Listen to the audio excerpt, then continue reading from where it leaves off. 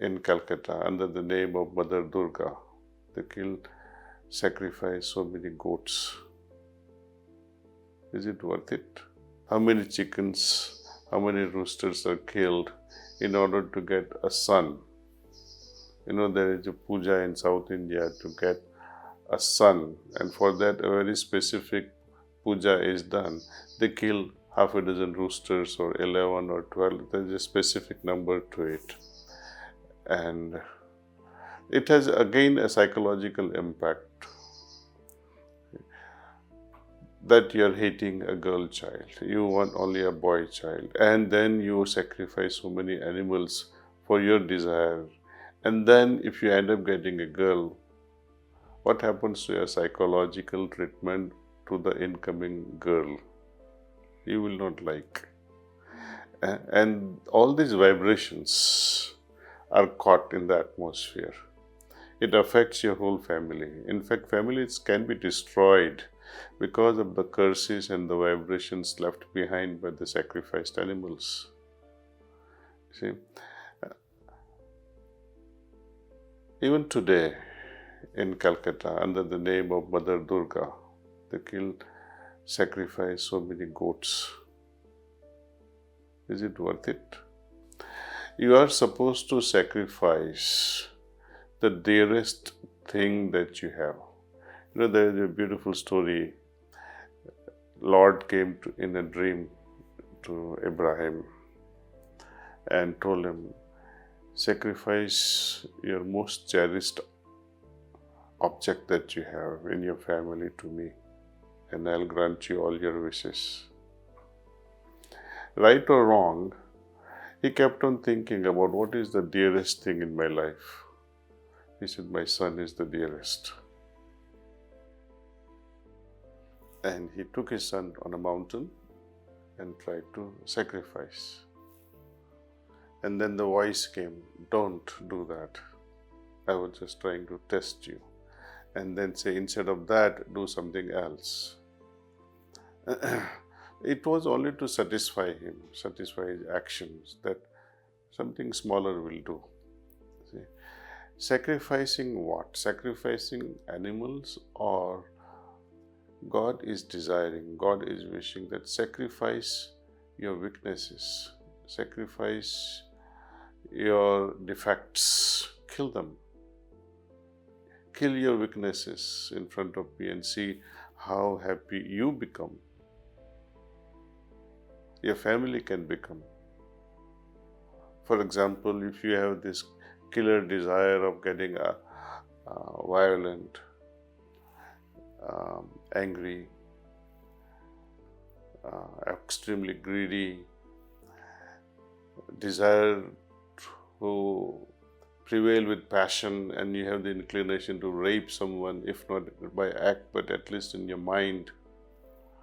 Kill all these things. That's why our first step in Ashtanga Yoga is all about killing all the negatives. And all the negatives, if you see, violence, grabbing things, hoarding things, are animalistic tendencies. So if you have to really sacrifice something, sacrifice your own weaknesses instead of sacrificing something else, right? Imagine from some X galaxy, half a dozen alien came here on planet Earth. And they say we need about 1 million humans to sacrifice on our planet. Who would volunteer? No one will volunteer, right? So you think, put yourself in the same situation as animals who cannot speak, who cannot express. Are you doing a right thing? And let us see, you study. Thousands of cows have been sacrificed, goats have been sacrificed, roosters have been sacrificed, all kinds of, even humans are sacrificed in some countries, in certain tribes. And you did that with a specific purpose, right? Was that purpose fulfilled? Study it. Like when you take medicine, I have a headache, I take paracetamol. Okay, fine. Was my headache cured? If headache was cured, paracetamol worked. Right? Rain is not coming. You're not getting a son, or you not become a crorepati. Things like that. Or someone who has a cancer and his cancer is not getting cured. So, in all these situations, they sacrifice animals. Did it work? I told one of my friends, he was suffering with some sort of lack of money. He was very poor. And I told him, why don't you open up a temple? Okay. You'll make a lot of money. He says, how so? I said, look, people who go to temple, they go with a purpose. They go with the fulfillment of a desire. Right? You toss a coin, either it will be head or tail.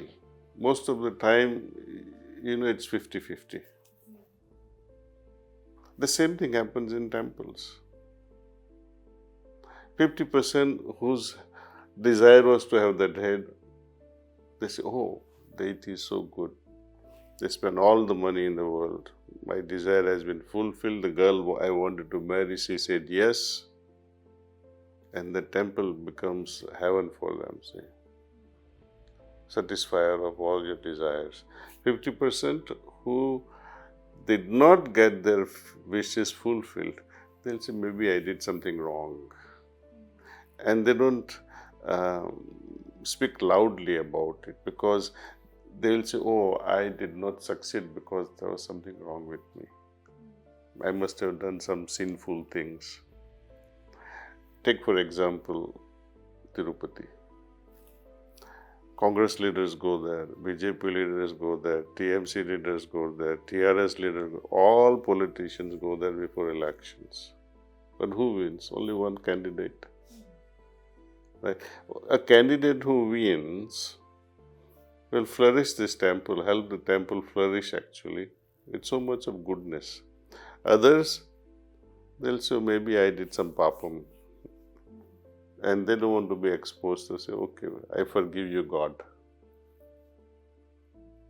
Same thing happens with animal sacrifices. It is total foolishness, ignorance. People are still in the dark ages, and they believe in such superstition, which is so wrong. It is exposing lack of wisdom on their part. In some societies, I would say, even most educated people in certain societies, I would say in communities, they do all these things, and it makes you wonder, are we advancing as humanity? People used to sacrifice all kinds of things in the past. Is it worth it? So I don't feel, and I strongly say that such superstitions should be prohibited legally, because they serve no purpose whatsoever. When it comes to, can it spoil your spiritual progress? You think about it. When you kill someone, will you progress? Coincidentally, your wish may be fulfilled, but that is just a coincidence. But hurting someone for your own gain, you can never progress.